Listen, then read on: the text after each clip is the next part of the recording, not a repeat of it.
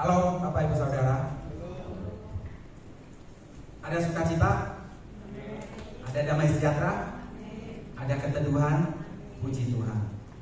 Bapak Ibu Saudara, dalam pertemuan beberapa waktu lalu kita telah berbicara mengenai bahwa hidup ini bukan lagi aku sendiri yang hidup, tetapi Kristus yang hidup di dalamku.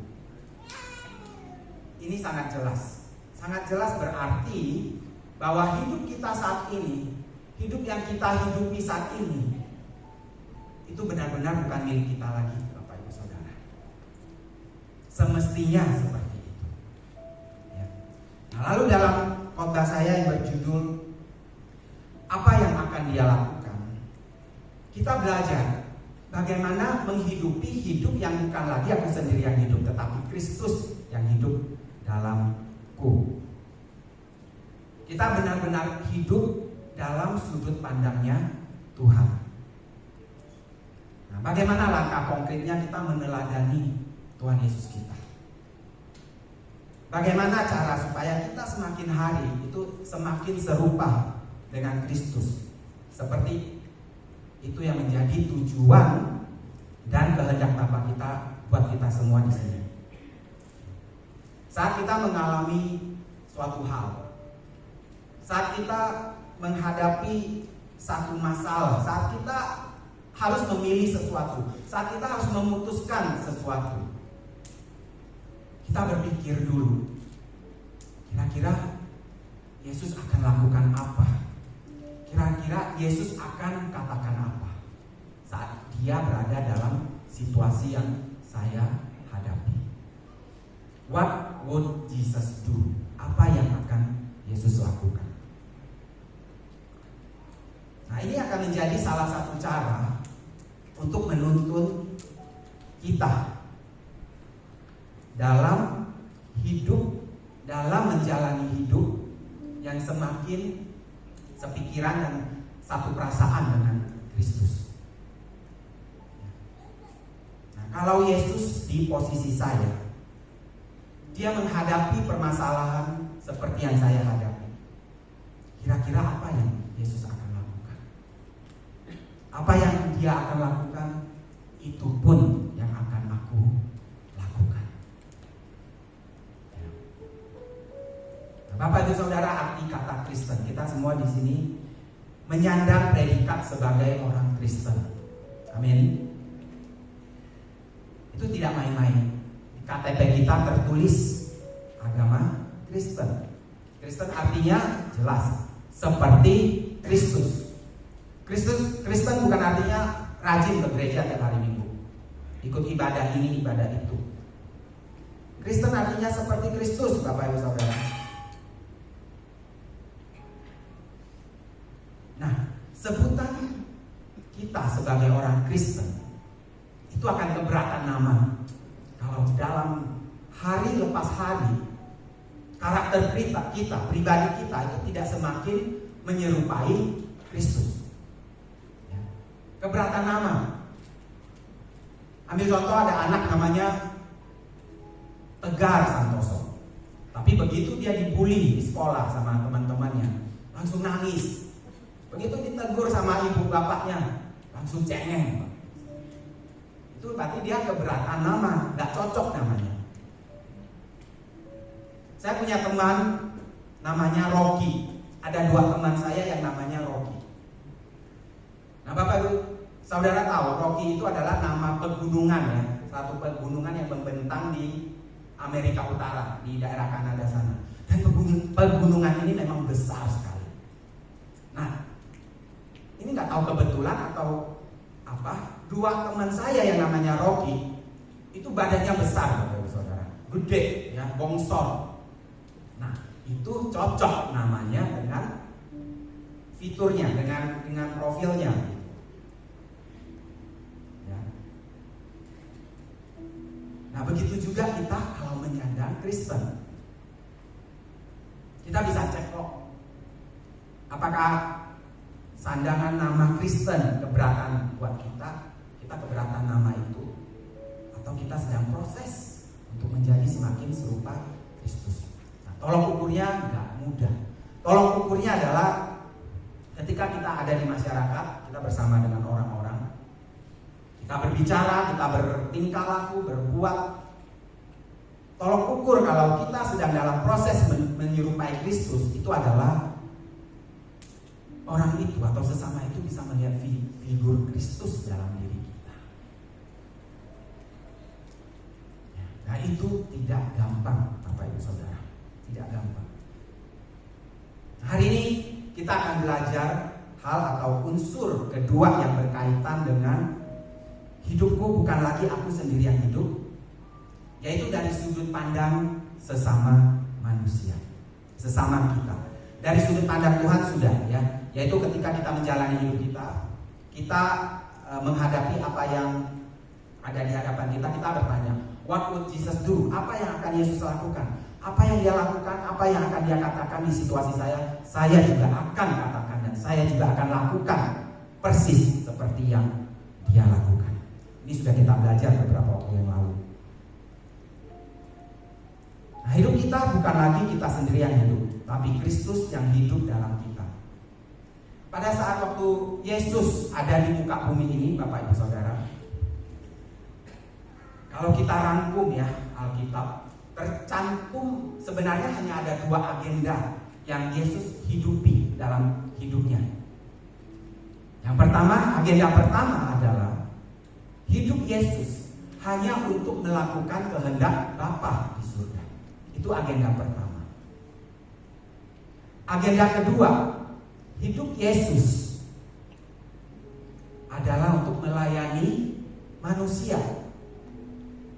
Berapa banyak manusia yang sudah ditolong Yesus pada saat itu, menyembuhkan orang sakit, ya, melakukan mukjizat untuk menolong orang-orang yang membutuhkan, sesama yang membutuhkan. Itu agenda kedua. Nah, sama halnya kalau Yesus teladan kita hanya punya dua agenda dalam hidupnya, maka semestinya kita pun sebagai orang Kristen juga punya dua agenda itu saja. Pertama, melayani kehendak Bapa di surga, dan yang kedua, melayani sesama kita. Ada amin? Ya, puji Tuhan. Nah, sekarang dari sudut pandang sesama kita akan baca di Filipi 2 ayat 3 sampai 5. Filipi 2 ayat 3 sampai 5.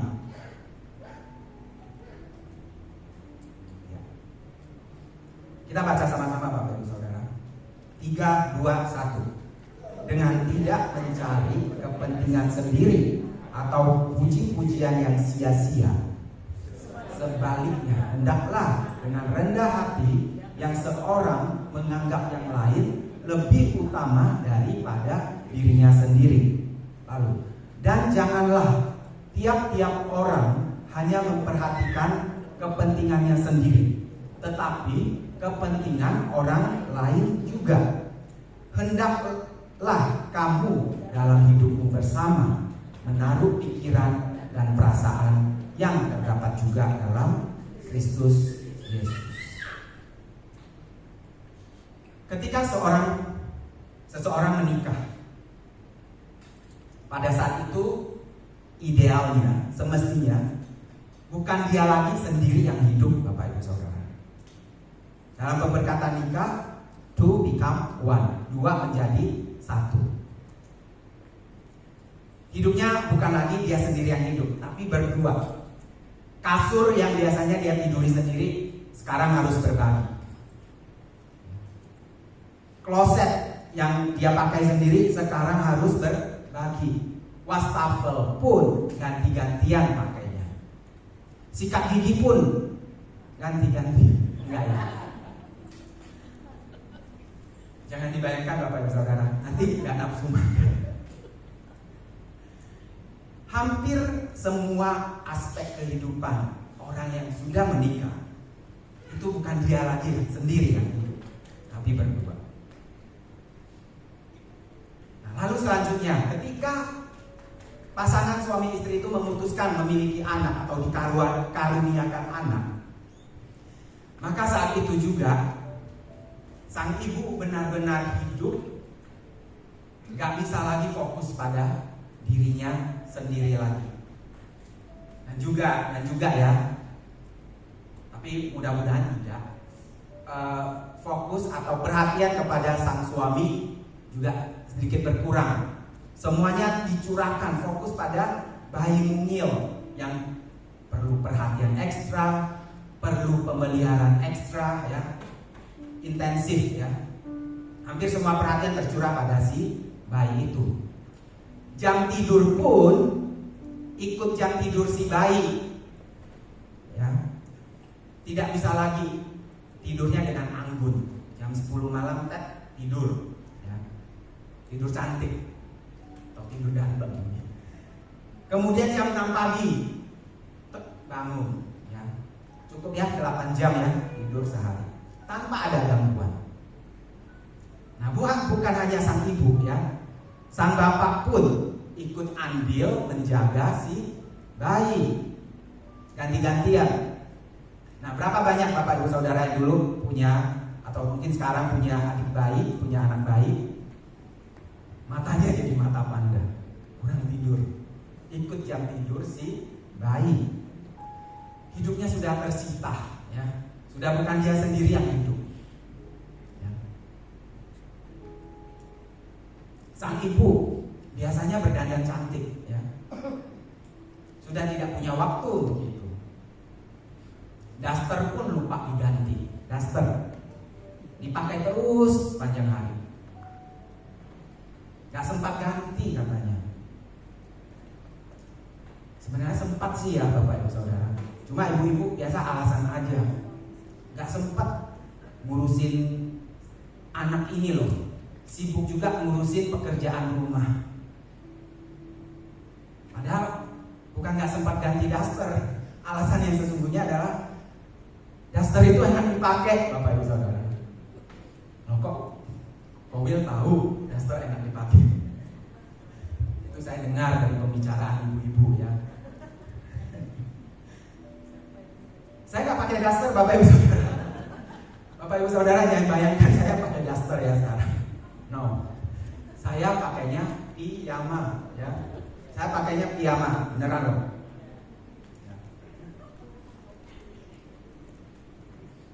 Bukan lagi aku sendiri yang hidup. Berbicara mengenai bahwa hidup kita bukan lagi mengenai aku. Bukan lagi aku. Tapi hidup kita hendaknya berfokusnya bukan hanya kepada kebutuhan dan kepentingan diri kita sendiri. Mungkin bapak ibu saudara ada yang katakan, boro-boro mikirin orang lain kok, mikirin diri sendiri aja udah pusing. Tapi mau gak mau bapak ibu saudara, mau tidak mau, sama seperti ketika kita komitmen dalam pernikahan, sama seperti ketika kita komitmen untuk memiliki anak, maka waktu kita bukan lagi milik kita sendiri. Hidup kita bukan milik kita sendiri. Begitu juga ketika kita komitmen untuk menaruh status sebagai orang Kristen di KTP kita, hidup kita bukan kita lagi. Segenap hidup kita bukan lagi milik kita. Seluruhnya milik Tuhan. Amin. Beri kemuliaan. Maka mau tidak mau, suka tidak suka, kita hidup bukan untuk kita sendiri lagi. Tapi tadi agendanya dua ya. Hidup bagi Tuhan dan hidup bagi sesama. Nah, bagaimana kita bisa semakin meninggalkan keakuan kita dan lebih banyak fokus kepada sesama kita, seperti yang bacaan firman Tuhan hari ini katakan. Kita semua tentu mau terus meninggalkan keegoisan kita, Bapak-Ibu Saudara. Kita semua pasti semakin mau selesai dengan diri sendiri. Hidup bagi sesama kita termasuk di sini adalah bagaimana kita membangun hubungan yang harmonis satu dengan yang lain dalam kehidupan kita. Kita makhluk sosial, kita pasti berinteraksi dengan sesama kita setiap hari. Ya. Orang-orang terdekat kita, orang-orang di kerjaan kita, di tempat sekolah kita, di tempat bisnis kita dan sebagainya. Dan hidup bagi sesama kita itu juga termasuk di dalamnya bagaimana kita bisa mengatasi konflik-konflik atau perbedaan pendapat yang pasti sering terjadi ketika kita berurusan dengan manusia lain, Bapak Ibu Saudara. Nah, ada satu kunci yang cukup efektif dalam kita menjalani hidup yang tidak berpusat pada diri sendiri lagi dan lebih mengutamakan kepentingan sesama seperti yang tertera di Filipi tadi. Nah, kunci itu adalah sudut pandang. Ya, sudut pandang. Nah, kita akan sama-sama belajar, Bapak Ibu Saudara. Saya ada 3 kejadian yang saya mau ceritakan. Kejadian pertama, saat saya ada di Jakarta, urusan untuk pergi ke kantor dan pulang ke kantor itu menjadi urusan yang begitu menjengkelkan, ya, tidak mengenakan. Kenapa? Ya karena Jakarta macet, ya. Yang biasanya hanya ditempuh setengah jam itu bisa sampai 1 jam, bahkan mungkin 1,5 jam, ya. Macet dan juga polusi, Bapak Ibu Saudara. Makanya saya kabur. Saya kabur dari Jakarta, pindah ke Bali dan tinggal di Canggu, di Jalan Raya Canggu. Sama aja ya, macet juga. Ini ibaratnya keluar dari mulut harimau masuk ke mulut buaya. Buaya kecil tapi ya. Karena macetnya di Canggu tidak separah macet di Jakarta. Nah, urusan ke kantor itu luar biasa, ya. Nah, suatu hari pagi saat berangkat kerja, saya setir mobil dengan semangat tentunya ya. Habis mandi, berpakaian rapi, duduk manis di balik setir, mulai menyetir dengan tenang. Saya putar lagu dengan kecepatan biasa. Saya biasanya nyetir itu santai aja gitu. Udaranya enak, matahari menembus kaca hangat ya. Pagi yang indah. Tapi di perjalanan tiba-tiba dari arah kiri ada sebuah sepeda motor yang menyalip depan mobil saya. Hampir saya menabrak si sepeda motor itu. Saya tarik napas panjang, Bapak Ibu. Pagi yang cerah ya, matahari yang enak dan sebagainya, semangat yang tinggi untuk berangkat ke kantor. Saya harus dihadapkan pada pilihan suasana hati ini untuk kejar motor itu, lalu tegur si pengendara motor itu. Tapi ya sudahlah, saya memilih untuk diam saja sambil mengikuti lagu yang kupikir yang saya putar di mobil kan. Lagunya apa tahu nggak Bapak Ibu Saudara? Sabarnya Tuhan menghadapiku.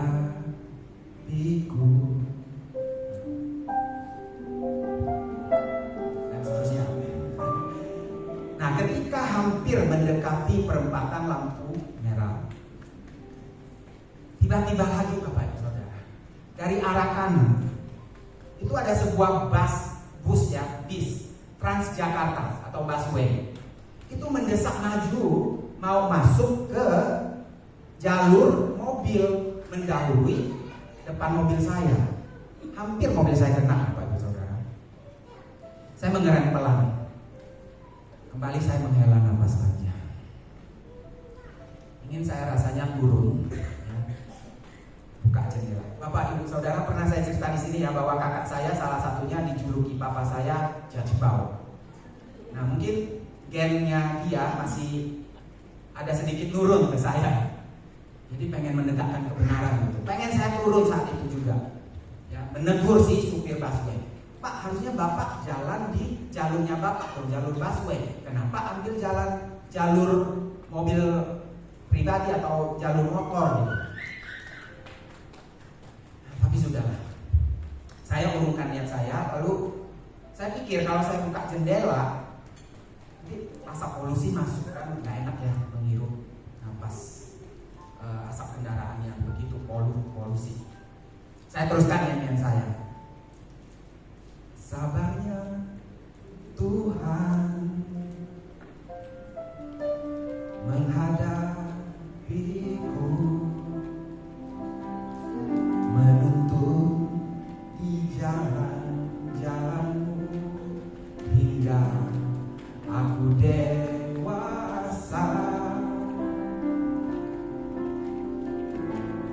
Sabarmu Tuhan beriku ajaran, menuntunku sampai sempurna dalam kekudusanmu. Kejadian kedua, saat weekend ya, saya pun hendak pergi ke satu mall. Jakarta banyak mall Bapak Ibu Saudara. Dan mall ini parkirannya agak susah ya, apalagi weekend ya, ramai dan sebagainya, susah cari parkiran. Nah, saya putuskan untuk mencoba naik bus bis Transjakarta atau busway tadi.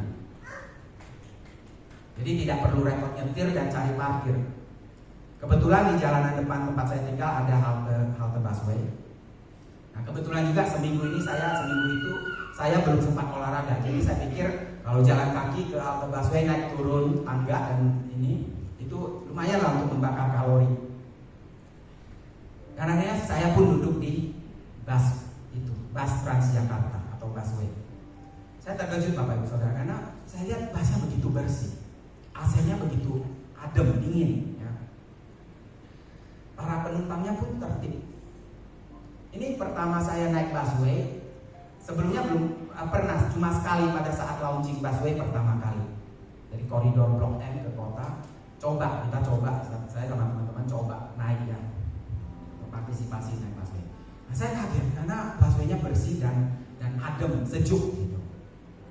Nah, dari atas bus itu saya bisa memperhatikan hal-hal yang selama ini kalau saya nyetir itu saya nggak bisa lihat karena fokus lihat jalan.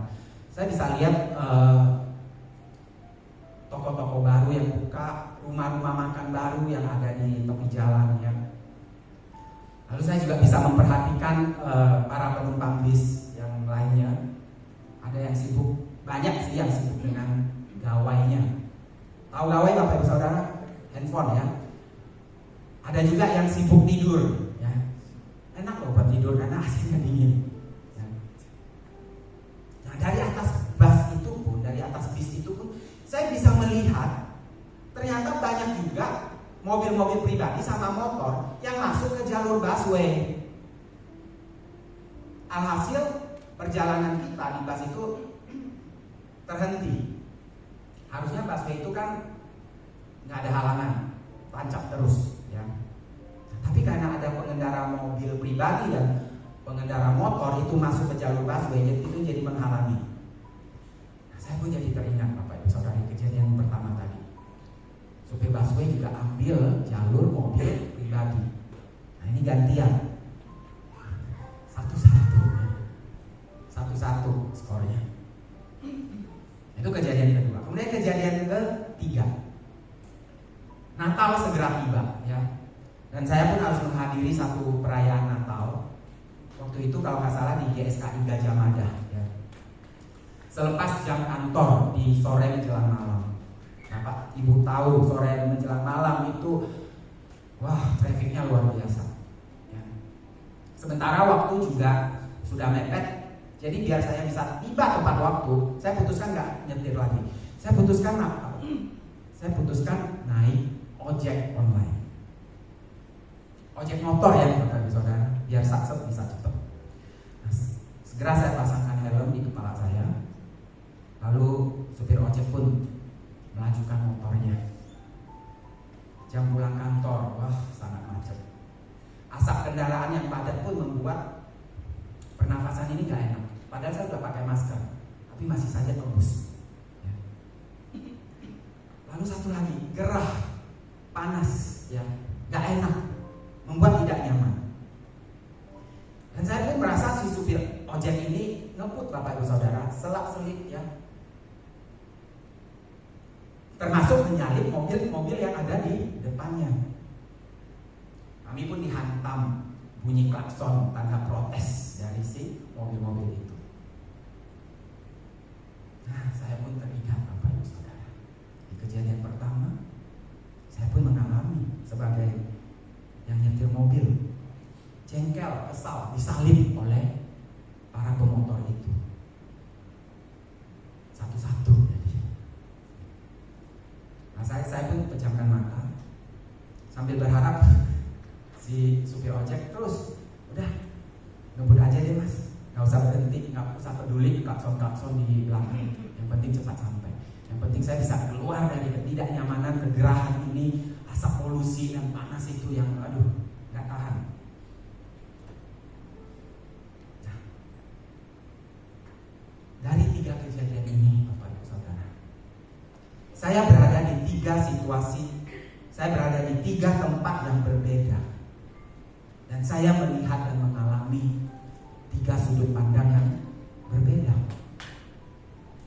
Yang pertama saat menyetir mobil, disalip oleh motor dan busway.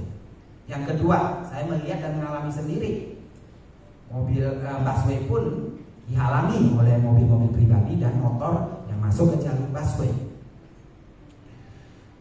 Lalu yang ketiga, saat saya berada di atas sepeda motor, saya gerah dan menghirup asap polusi yang begitu luar biasa, panas. Saya di posisi itu. Dan akhirnya saya mengerti, Bapak Ibu Saudara, bahwa terkadang sesama kita melakukan suatu hal itu bukan tanpa alasan. Pemotor-pemotor itu selak-selip karena gak nyaman, panas, gerah, polusi. Bisa dimengerti kenapa mereka melakukan hal itu, karena kondisi dan situasi yang mereka hadapi. Nah, ketika saya berada di posisi mereka, ketika saya mencoba berada di posisi mereka, naik busway, naik ojek online, sepeda motor, saya jadi mengerti posisi itu. Dan saya semakin lebih bisa bertoleransi. Ya. Nah, kita pun perlu memiliki berbagai sudut pandang dalam menghadapi kehidupan ini, terutama dalam menjalani hubungan kita dengan sesama, Bapak Ibu Saudara. Saat kita bisa menempatkan diri kita di posisi sesama kita akan lebih dapat mengerti segala pola tingkah laku yang mungkin kita anggap aneh, mungkin itu menjengkelkan kita, mungkin itu menyakitkan kita, mungkin itu mengecewakan kita. Kita akan lebih memahami kenapa dia bisa berlaku seperti itu, kenapa dia bisa berpikir seperti itu, kenapa dia bisa berkata seperti itu, dan kenapa dia bisa melakukan itu. Ini akan membuat kita lebih bijaksana dalam menyikapi berbagai kejadian atau permasalahan, terutama yang menyangkut hubungan kita dengan sesama kita. Pepatah Inggrisnya katakan, let's put ourselves in their shoes. Mari letakkan kaki kita di atas sepatunya. Mari taruh diri kita di posisi sesama kita. Coba kenakan sepatunya, coba miliki sudut pandang dari kacamata mereka, Bapak Ibu Saudara. Nah, kalau kita terlalu fokus dan melulu tenggelam dalam sudut pandang kita sendiri, tanpa mencoba melihat dan merasakan dari sudut pandang orang lain atau sesama kita, biasanya hal itu akan mengakibatkan kita hidup terus dalam keegoisan. Makanya firman Tuhan hari ini ingatkan kita, perhatikan kepentingan orang lain. Bahkan saya mau katakan ini satu lagi standar kekristenan yang begitu tinggi yang harus kita hidupi. Firman Tuhan katakan, hendaklah menganggap yang lain lebih utama dari diri sendiri. Filipi 2 ayat 3 sampai 4. Boleh ditampilkan lagi? Filipi 2 ayat 3 sampai 4. Dengan tidak mencari kepentingan sendiri atau puji-pujian yang sia-sia. Sebaliknya, hendaklah dengan rendah hati yang seorang menganggap yang lain lebih apa? Lebih utama daripada dirinya sendiri. Dan janganlah tiap-tiap orang hanya memperhatikan kepentingannya sendiri, tetapi kepentingan orang lain juga. Ada amin? Nah, bagaimana cara kita, Bapak Ibu Saudara?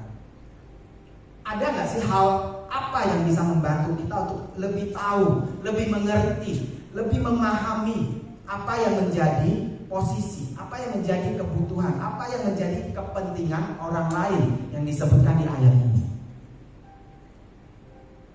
Nah, saya kasih kuncinya, Bapak Ibu Saudara. Kuncinya adalah kita harus mendengarkan 2 kali lebih banyak daripada kita berbicara. Saya ulangi, kita harus mendengarkan 2 kali lebih banyak daripada berbicara. Ini bukan dari saya loh Bapak Ibu Saudara. Ini bukan dari saya. Ini dari Pak Yakobus. Yakobus 1 ayat 19. Kita sama-sama bacakan yuk. Yakobus 1 ayat 19. 3, 2, 1. Hai saudara-saudara yang kukasihi, ingatlah hal ini. Setiap orang hendaklah cepat untuk mendengar, tetapi lambat untuk berkata-kata, dan lambat juga untuk marah. Makanya penting kita pause sebentar, berhenti sebentar. Ya, saat berhubungan dengan sesama kita, tarik nafas dulu, sehingga kita bisa lambat untuk berkata-kata dan lambat untuk marah. Kita harus mendengarkan 2 kali lebih banyak daripada kita berbicara. Makanya Tuhan ciptakan kita dengan 1 telinga dan 2 mulut. 2 telinga dan 1 mulut. Kebayang nggak kalau 1 telinga 2 mulut? Mulutnya atas bawah apa kanan kiri ya? Jangan dibayangkan Bapak Ibu Saudara. Jangan dibayangkan, nanti nggak nafsu makan lagi. Nah, ketika kita ambil waktu untuk mendengarkan, kita pasti akan lebih mengerti posisi atau keadaan atau pemikiran atau kebutuhan atau kepentingan sesama kita. Kita pasti akan lebih mengerti kenapa dia sampai berbuat hal yang menurut kita tidak pantas atau mungkin melukai kita atau mungkin mengecewakan kita. Dalam pertemuan youth minggu lalu, saya sampaikan kepada adik-adik teman-teman youth, kita harus mendengarkan apa yang dikatakan orang tua kita. Walaupun mungkin orang tua kita beda zaman ya, tetapi tetap mereka yang mempunyai makan asam garam yang jauh lebih banyak dari kita. Saya katakan kepada teman-teman youth bahwa orang tua itu biasanya khawatir ya. Jadi kalau kamu mau pulang malam, tolong infokan. Diinfokan saja kadang masih khawatir ya Bapak Ibu. Apalagi kalau tidak diinfokan. Nah, cobalah melihat sudut pandang orang tua kalian. Nanti suatu saat kalian menjadi orang tua, kalian akan tahu bagaimana rasanya khawatir pada anak-anak yang dikasihinya. Orang tua pun wajib mendengarkan anak-anaknya juga ya. Apa yang menjadi kerinduan, kebutuhan dari anak-anak.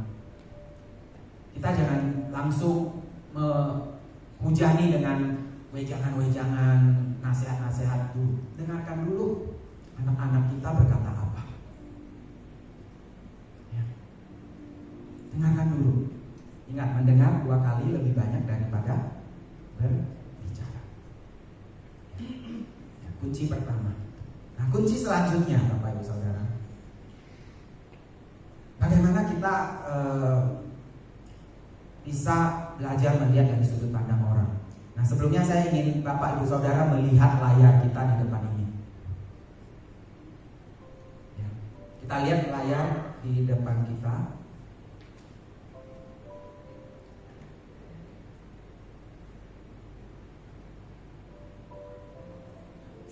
Semua bisa lihat?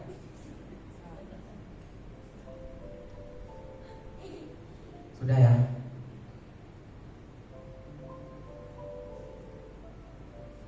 Benar tidak Bapak Ibu Saudara? Salah satu.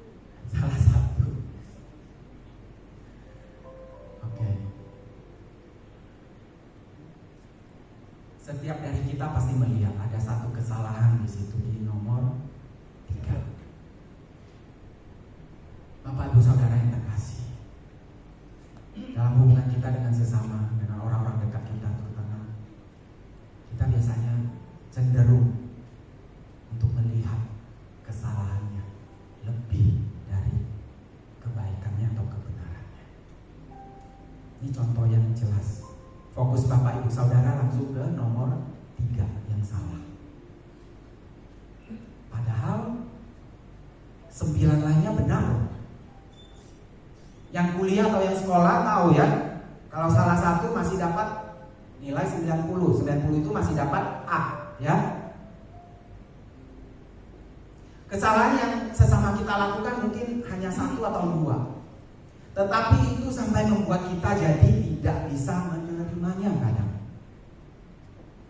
Sementara kalau kita pikir lagi, sebenarnya dia juga sudah banyak melakukan kebaikan-kebaikan. Dia juga sudah banyak melakukan kebenaran-kebenaran. Jangan sampai satu kesalahan langsung membuat hubungan kita terganggu. Jangan sampai satu kesalahan langsung membuat kita menjudge dia, menghakimi dia.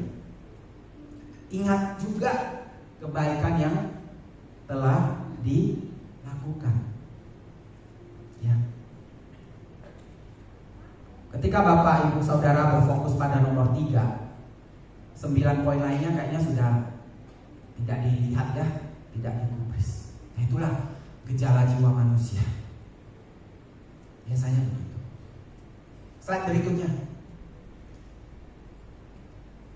Apa yang Bapak Ibu Saudara lihat? Ada titik hitam. Ada nggak yang lihat putihnya juga? Nah, itu. Kita cenderung melihat satu noda kesalahan di sesama kita, tapi kita lupa bahwa di latar putih ini juga sebenarnya ada titik-titik putih. Ya, ada titik-titik putih, tapi kita nggak lihat. Kita lihatnya yang titik hitam saja. Kita lihat nodanya saja. Kita lihat saja kesalahannya.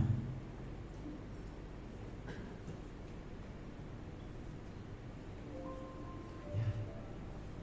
Jadi kunci yang kedua Bapak Ibu Saudara, jangan terlalu fokus pada kesalahan. Yes, kesalahan memang harus dibenarkan, ya harus dibetulkan maksud saya, dikoreksi ya. Tapi koreksilah dengan bijaksana. Dan jangan lupa sambil melihat titik-titik putih yang juga dia lakukan dengan baik dan benar bagi kita. Amin Bapak Ibu Saudara. Nah, selanjutnya Bapak Ibu Saudara, bagaimana kita bisa lebih memandang dari sisi sesama kita. Nah, ini juga satu lagi standar tinggi kekristenan. Roma 15 ayat 1 sampai 3. Roma 15 ayat 1 sampai 3. Saya akan bacakan Bapak Ibu Saudara. Kita yang kuat wajib menanggung kelemahan orang yang tidak kuat. Dan jangan kita mencari kesenangan kita sendiri. Setiap orang di antara kita harus mencari kesenangan sesama kita demi kebaikannya untuk membangunnya.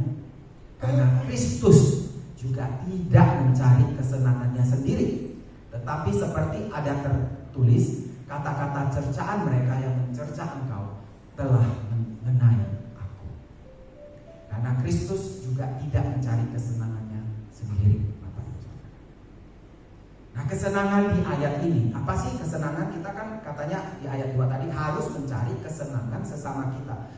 Kesenangan di ayat ini itu dari kata pleonaze, ya, dari bahasa Yunani, yang artinya kesenangan di kata ini itu artinya adalah melampaui atau memenuhi. Nah, artinya bagaimana?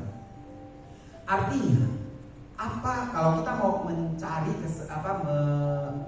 kesenangan sesama kita, artinya apa yang menjadi kebutuhan sesama kita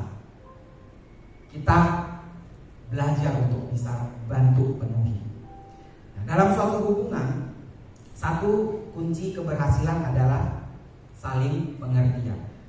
Nah, sesama kita itu membutuhkan yang namanya pengertian. Bapak, Ibu, Saudara, dan saya, kita semua juga butuh yang namanya dimengerti, ya. Bukan hanya wanita yang mau dimengerti, ya. Pria-pria juga mau dimengerti. Ada lagunya kan? Tahu kan lagunya? Oke, kata kuncinya pengertian. Ya. Jadi bagaimana kita bisa memandang dari sudut pandang, memposisikan diri kita di sesama kita. Yang pertama tadi, mendengarkan 2 kali lebih banyak dari berbicara. Yang kedua, jangan melulu melihat fokus pada kesalahan sesama kita. Dan yang ketiga, mencoba memberikan kebutuhan, memenuhi kebutuhan sesama kita, yaitu pengertian. Ya, amin Bapak Ibu Saudara. Nah, terakhir, ada satu pertanyaan yang saya mau tanya ke Bapak dan Ibu Saudara di sini. Bapak Ibu Saudara pernah ke bank? Pernah, ya? Bukan ke ATM, ya, ke bank, ke kantor bank. Di bagian tellernya, teller apa teller? Teller, ya. Teller itu S dong. Nah, di meja teller ini ada pena kan, ada ballpoint kan, yang biasa kita pakai untuk tanda tangan, struk penarikan atau struk setoran atau struk transaksi apapun. Nah, pen itu, ballpoint itu kan biasa dirantai, bukan? Dilem, ya, di mejanya si teller itu. Dirantai loh pennya itu. Nah, salah satu nasabah pernah celetuk begini, ngomong ke mbak tellernya, ya elah mbak, duit kita, uang kita di banknya mbak itu kan ratusan ribu loh, jutaan loh, bahkan ratusan juta, bahkan miliaran loh. Masa pen seharga 5.000 saja sampai dirantai begini, mbak? Gak percayaan banget sih sama kita, mbak. Ballpoint Bapak Ibu Saudara dirantai, ya harganya paling 5.000, 10.000. Nah, si mbak tellernya jawab dengan anggun, dia menjawab, Bu, ini nasabah yang nyeletuk ibu-ibu. Bu, justru itu pen yang cuma seharga 5.000 aja kita jaga benar-benar loh Bu, sampai kita rantai. Apalagi uang ibu yang ratusan ribu, ratusan juta, ratusan miliar, kita jaga dengan lebih baik, dengan sangat baik. Uang 5.000 atau pen 5.000 aja kita jaga baik-baik. Bapak Ibu Saudara lihat, satu peristiwa, satu kejadian, satu hal itu punya 2 sudut pandang yang berbeda, benar? Si nasabah dengan pemikiran negatifnya langsung menuduh banknya, nggak percayaan sih sama kita. Tapi justru itu adalah satu bentuk penjagaan bank, ya. Ballpoint 5.000 aja dijaga begitu ketat, apalagi uang ratusan juta. Nah, Dalam hubungan dengan sesama, jelas kita harus memandang dari sisi mereka. Nah, Bapak Ibu Saudara, dalam hubungan kita dengan Tuhan pun demikian. Kita juga harus senantiasa memandang dari sudut pandangnya Tuhan. Kita semua di sini berdoa kan, ya, amin. Ya pastilah. Nah, biasanya kita datang pada Tuhan berdoa. Itu kalau nggak karena rutinitas, itu juga karena kita punya kebutuhan. Kita mau minta tolong Tuhan, lindungi, ya. Kita mau lakukan perjalanan, kita lagi mau mulai bisnis baru, kita lagi mau masuk cari pekerjaan, minta Tuhan provide, sediakan. Kita datang kepada Tuhan, meminta ini, meminta itu. Well, ada juga yang di sini pasti berkata, oh saya datang kepada Tuhan berdoa nggak minta apa-apa loh. Tapi semata-mata karena saya rindu kepada Tuhan. Nah itu luar biasa Bapak Saudara. Tapi it's okay, kita datang kepada Tuhan dengan kebutuhan, dengan permintaan. Nah tapi benar nggak Bapak Ibu Saudara, kita coba lihat dari sudut pandang Tuhan. Memandang dari sisi Tuhan bahwa Tuhan juga rindu kepada kita. Tuhan menginginkan kita datang kepadanya. Jadi kita datang kepada Tuhan bukan melulu dari sudut pandang kita, bukan karena kita membutuhkan, mau Tuhan memenuhi kebutuhan kita. Ya. Kalau kita datang kepada Tuhan dalam doa, hanya karena kita butuh Tuhan, butuh pertolongannya, butuh perlindungannya, betapa kita menjadi manusia-manusia begitu egois. Ketika kita nggak butuh lagi, ya biasanya intensitas doanya jadi berkurang, atau mungkin nggak doa sama sekali. Doa kemudian menjadi satu rutinitas. Padahal dalam hubungan kerinduan itu tidak boleh ada rutinitas. Yang ada adalah gairah, kerinduan, ya untuk datang berdua sama-sama antara kita dengan Tuhan. Lihat dari sudut pandang Tuhan. Tuhan pun rindu pada kita. Ketika kita malas berdoa, ingat Tuhan menantikan kita dengan uluran tangannya. Ingat ketika Adam dan Hawa jatuh dalam dosa, mereka tidak datang lagi kepada Tuhan, yang biasanya bersama-sama di Taman Eden itu. Tapi apa yang Tuhan lakukan? Tuhan datang menghampiri Adam dan Hawa. Karena Tuhan rindu. Tuhan mencari Adam dan Hawa yang biasanya tiap hari bersekutu bersama-sama, berfellowship sama-sama, tiba-tiba hilang bersembunyi. Anak Allah kita rindu, kita anak-anaknya mengaku rindu. Sama seperti orang tua. Orang tua yang punya anak-anak di perantauan biasanya apa? Rindu anaknya pulang ke kampung, mudik, ya. Nah, anak-anak yang biasa sudah merantau, sudah pintar cari duit sendiri, atau yang sudah menikah, ya, biasanya lupa atau malas untuk pulang. Mereka lupa melihat dari sudut pandang orang tua. Orang tua, apalagi di masa umur mereka yang sudah lanjut, biasanya akan semakin merindukan anak-anaknya, merindukan cucu-cucunya.